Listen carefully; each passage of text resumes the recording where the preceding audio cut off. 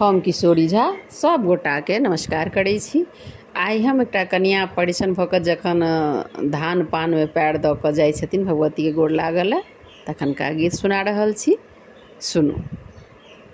पान सन पातर सिया फूल सन सुंदरी है, चलू धाने धाने दूध पूते बढ़ै अही बात है, चलू धाने पाने दूध पूते बढ़ै अही बात है, चलू धाने पाने।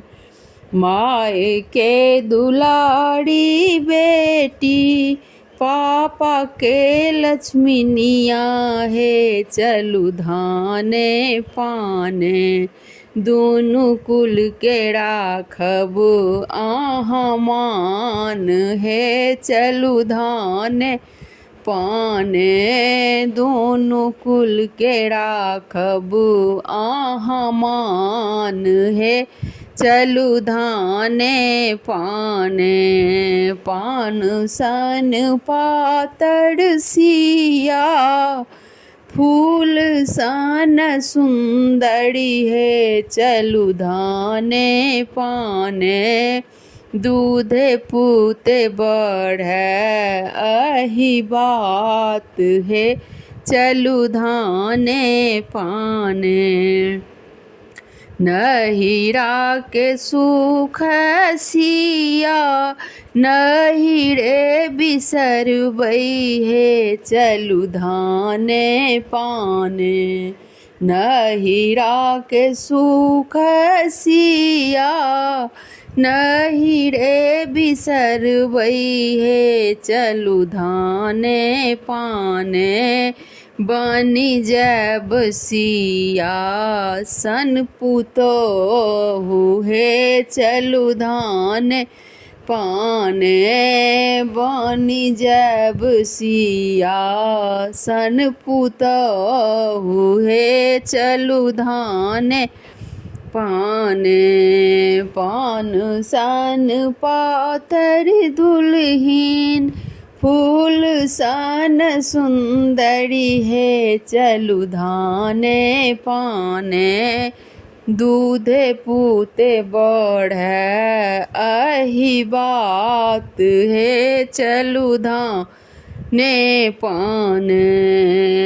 सासू कौशल्या रानी के चरण दबे बन है, चलू धाने पाने ससुर जी के करब नित प्रणाम है, चलू धाने पाने ससुर जी के करब नित प्रणाम है, चलू धाने पाने।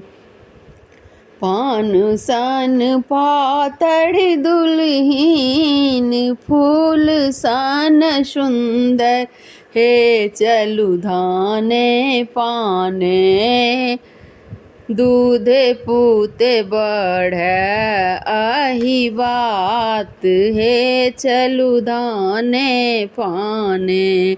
ननदी देवर सा दुल्हीन हिल मिली रहब है, चलू धाने पाने ननद देवर सा दुल्हीन हिल मिली रहब है, चलू धाने पाने ठोरही में राखब मुस्कान है, चलू धाने पाने ठोरही में राखब मुस्कान है, चलू धाने पाने।